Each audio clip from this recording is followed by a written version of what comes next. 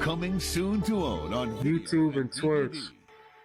Japan almost faced a mass killing spree by this man. Now let's get straight into it. Being one of the most densely populated cities on the planet, Tokyo is also home to one of the busiest metro systems. One of two metro systems in the Japanese capital, the Tokyo Metro, catered to a mind-boggling 2.7 billion travelers during 2019 alone. And the network can get so busy that the metro employs what are known as oshiya, or passenger pushers, whose job is to shove and cram every last commuter into the carriages and ensure that nobody is caught in the doors. Niggas deadass get a job for that? Or is that like a sub part of your job? Like you gotta do other shit? Cause I'm not gonna lie, just pushing niggas in the subway for 8 hours a day, low-key don't sound that bad. It's probably only really packed in the morning and around 5 o'clock. That's Those some with easy an pay right innocent there. or benevolent way of thinking will marvel at the sheer magnitude of such a system. But others with much more sinister inclinations see such a high concentration of people Oh yeah, I forgot that this is in Japan. They got one of the highest rate of SA cases. and have much more malevolent thoughts. And one of these people was Kyota Hattori, also known as the Japanese Joker. Japanese Joker. Oh shit.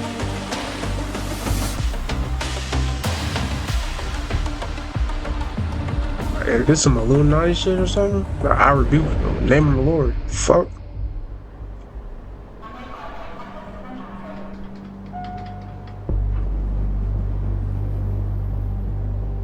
"2021. On Halloween of Yeah, shout out Batman. Real niggas fuck with Batman. 2021, at around 8 p.m. Japanese time, a group of commuters were traveling into Kokoryo Station on the Keiyo Line in Chofu, one of Tokyo's western suburbs. At the previous stop, the passengers of one train car had been somewhat alarmed to see a young man boarding the train who appeared to be dressed as the Joker. He wore a dark blue suit that had just a hint of purple to it, along with a green shirt and patterned tie. It was Kyota Hattori. Halloween is a widely celebrated holiday in Japan, especially in metropolitan areas, so while it wasn't entirely unexpected to see a person in fancy dress that evening, there was something about this particular Holy stock photos. I'm not gonna lie. No racist shit. I ain't seen nobody dressed up as no anime characters. These niggas dressed up as Disney princesses. And where's Waldo? unexpected to see a person in fancy I don't know what the fuck this is. dress that evening. There was something about this particular young man that seemed to put people on edge. It was something in the way he moved, something in the way he eyed them up while the lower half of his face was concealed with a COVID mask. He sat far too comfortably next to a fellow passenger, attempting to make eye contact with them, behavior which is considered shockingly rude in Japanese public transport culture. That's everywhere Kyota again. persisted, and when the 72-year-old man finally turned to look at him, Kyota reached into the pocket of his dark blue jacket and pulled out a spray bottle filled with hydrochloric acid. Holy shit. Then all He their fellow melted this passengers nigga's could face do off. was watch in horror as Kyota aimed the spray bottle at his neighbor's eyes before unleashing a torrent of stinging fluid directly into his eyes. The man screamed, his hands flying up to his face in an attempt to wipe the acidic substance from his now burning eyeballs. And then, while the man was blinded and defenseless, Kyota pulled out an 11-inch long kitchen knife, then plunged it into the man's chest.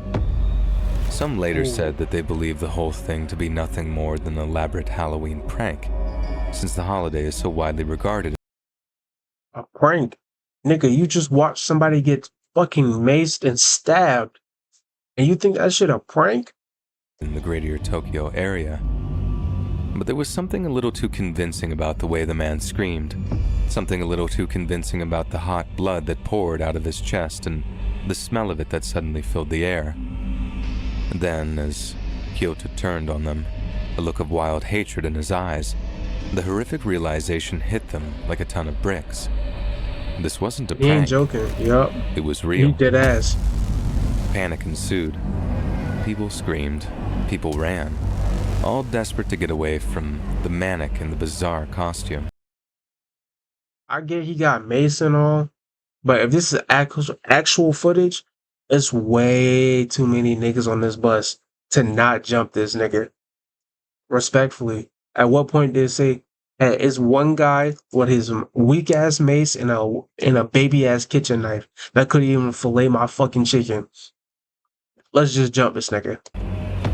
Yet Kyoto had a plan for those who tried to flee. He reached into his jacket pocket to pull out 2 more items, a cigarette lighter and a bottle of flammable liquid. I stand corrected. I'm sorry. Y'all did the right thing. Well, please run away. This nigga is gonna nuke the entire subway train. He knew it was highly unlikely that he'd be able to catch and kill everyone in the train, so Kyoto racked his brain for a way to kill as many people as possible that was both portable and economic. And that's probably when he remembered the Daegu subway fire of 2003. Holy shit.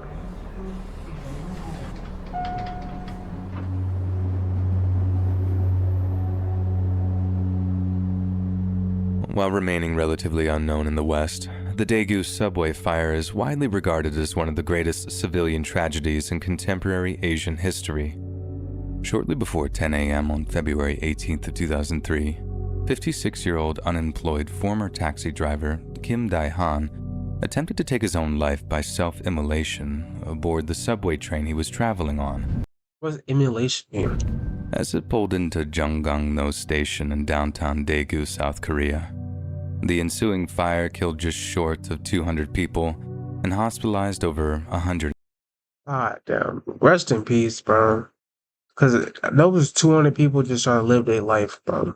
They didn't want to have the same pathway that you went down, gang. And 50 others. The fire spread so fast that it engulfed 2 whole passengers' trains in just over 4 minutes, and remains the single deadliest loss of civilian life in South Korean history. The rebuilt Jungang-no Station features a museum and memorial which commemorates the fire, and the tragedy made headline all over the surrounding region. Given that the 24-year-old Kyoto would have been around 5 years old at the time of the fire, there's a good chance he either remembered it or read about it later on in life while tumbling down some morbid Wikipedia rabbit hole. Either way, the fact that Kyoto had thought to bring a means of starting a fire shows he wanted to kill hundreds of his fellow passengers, not just the handful he would have gotten with a knife and his homemade pepper spray. So now, instead of facing down a bloodthirsty cosplayer with a blade and a spray bottle full of acid, commuters were now up against something they might not be able to combat: a raging inferno and the choking smoke it would birth. Thankfully, the Tokyo Metro system has some marvelously advanced safety mechanisms built into it, and as the now burning train passed through Fuda Station, one of the passengers pressed the emergency alarm. In response, the train planned to make an automated emergency stop at the upcoming Kokyuryo station. Then, while the train was approaching it, another passenger yanked on the emergency door release handle, causing the train to stop around 2 to 3 meters before its proper parking position. As the train was coming to a stop, footage recorded by a passenger showed other passengers fleeing to one end of the train as the fire ignited by the attacker erupted in one of the cars. After the train had come to a stop, shit, I could see the fire passengers back there. opened the train's windows and climbed out to escape. Their quick actions prevented what could have been a huge loss of life. But in the course of this rampage, Kyoto managed to stab 17 people before the train finally emptied. Alright, bro. It's like, hey, we're all sitting here waiting to get out. This nigga done stabbed 3 people in front of me. Am I going to sit here and wait my turn to get stabbed next, or am I going to fight back?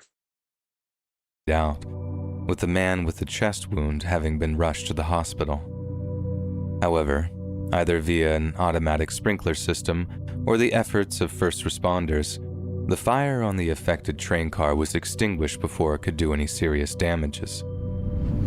Yet instead of attacking more passengers or attempting to flee the scene, Kyoto Hattori simply sat down on one of the train's seats, took out a pack of cigarettes, and sparked one up.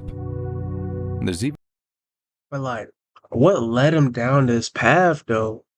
Like, was this was he idolizing the Joker for real? I know what type of Joker fit this one. This is the one. In a video of this This the moment new Joker circulating fit. online, I forgot his one name. in which Kyoto puffs away on the cigarette as if he experienced some kind of post-coital satisfaction while glaring into the camera. After being arrested, Kyoto Hattori allegedly told investigating police officers that, much like his Korean arsonist counterpart, his plan had been an elaborate method of taking his own life. He cited employment trouble and fallouts with friends as causing him to spiral into a deep depression. So you having a fallout with your friends and being unemployed led you to trying to commit mass murder. Look at a nigga like me. It's 3 o'clock in the morning. I'm reacting to a video about your bitch ass, and obviously I'm unemployed. This shit's amazing. Like, I don't even understand how would you go crazy enough to just say fuck it. I want to hurt a massive group of people. When he decided to end his own life, he found he didn't have the capacity to go through with it. That's when he discovered that according to Japanese law, he would receive the death penalty if he murdered at least 2 of his fellow citizens. Bro, you telling me you didn't have the capacity to do it? So instead of getting help, talking to a therapist or talking to somebody, just to change your ways of thinking, you thought, hey, I could get I could get the death penalty if I go kill 2 people. You didn't even think like, hey, I could just do this. There's easier ways to do it. Or no, I have to hurt somebody else to go out. That's so fucked up. He couldn't hurt himself, but in the pursuit of his own death, he knew he could summon the will to kill others. It was... Wait, they don't got guns in Japan? I'm not trying to say he should have done it.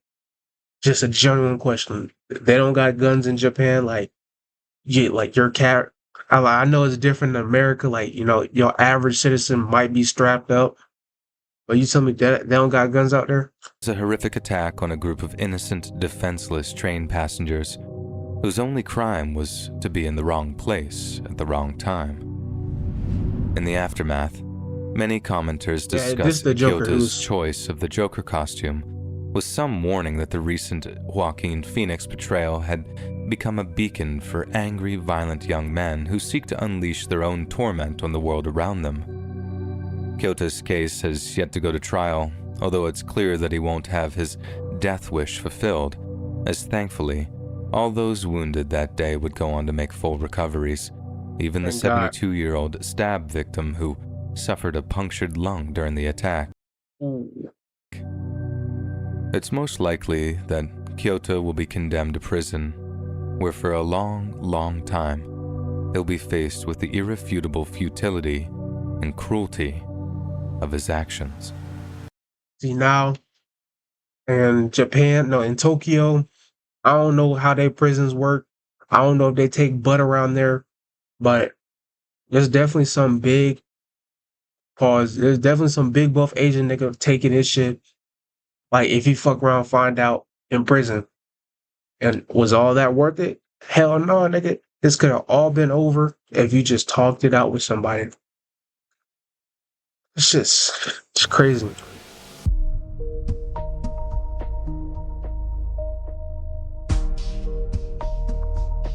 Hey friends, thanks so much for watching.